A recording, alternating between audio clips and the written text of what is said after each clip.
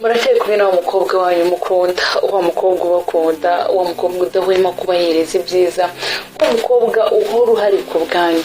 Uyu munsi tugiye gutangira inkuru yacu yitwa ngo Life is not balance. Ni inkuru ifite episode zigera mu 10. Ndakwinginze ntuzigere umisinga na episode nimwe, kuko ni inkuru iri mu buzima busanzwe. Ndagushishikariza kuyumva cyane.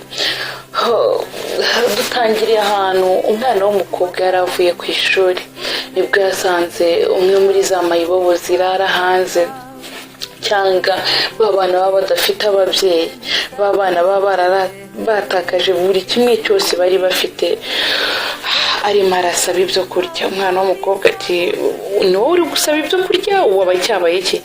Se uri gutegereza ko dufite ibiryo byo kujugunyira buri umwe wese? Umuhungu ati ndabona tungana cyane Fanny, wenda ntabwo tunganya imyaka, ariko you are the age of mine, ndakwinginze ndashonje, ese nakugora ukama ibyo kurya? Fanny ati neva, nguha ibyo kurya gute? Ndaguha ibyo kurya nkande? Ushinzwe icyo wowe mu buzima bwanjye? Fils ati Fanny, abe nyumva, maze igihe kinini ntarya, nakuze ntazi mama ntazi na papa, ubwo rero nkwinginze wambabarira ntakugoye ukampereza ku byo kurya. Fanny ati ahubwo soka tuvire mu gipangu, ntabwo dushaka umuntu uza kutwangiriza ubuzima, please hear me.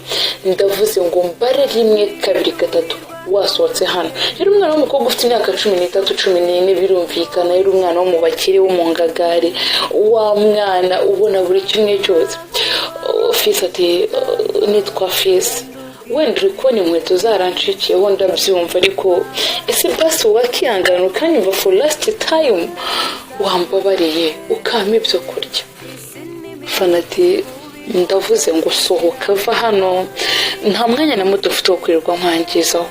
Fils yasohotse mu gipangu cy'abakire, akigera hanze yaraturitse ararira ati mana yanjye, bunajye kuko igihe kizagira mbashe kurya ibyo kurya nihahiye, nta muntu mbangamiye, ntawe nsabye, nta nuri kuntera utwatsi.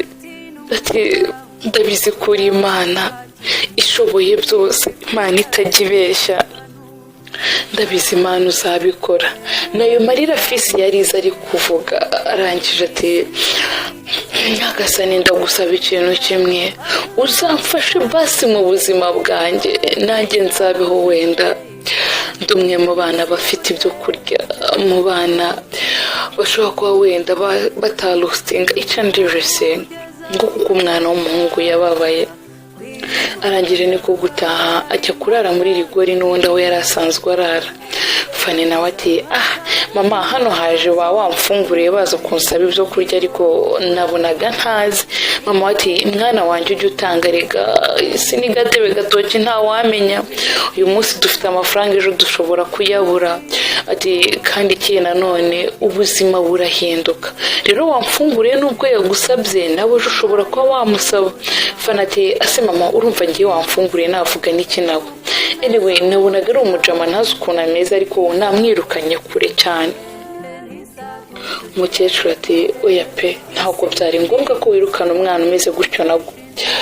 Ati ntabwo byari bikwiye. Fanny ati mama, nta kundi byagenze. Fils nawe akigera imbere aho ngaho yaje guhura n'umukecuru. Umukecuru amaze ati mwana wanjye kuri kugenda uri kurira. Fils ati ndeka wenda wasanga nawe umeze nk'abakire twahuye. Ati yewe ibyanjye ni amabanga, ibyanjye ni birebire, ibyanjye ntawe wabimenya, kuko size ngizi ndashonje, ndimo ndumva inzara igiye kunyica. Umukecuru yamujyanye mu rugo rwiwe, aramugaburira, amuhereza buri kimwe cyose yarakeneye. Arangije aramubwira ati none se ufite ababyeyi? Fils ati oya, nta babyeyi mfite. Umukecuru ati wambera umwana? Fils ati murakoze cyane mama.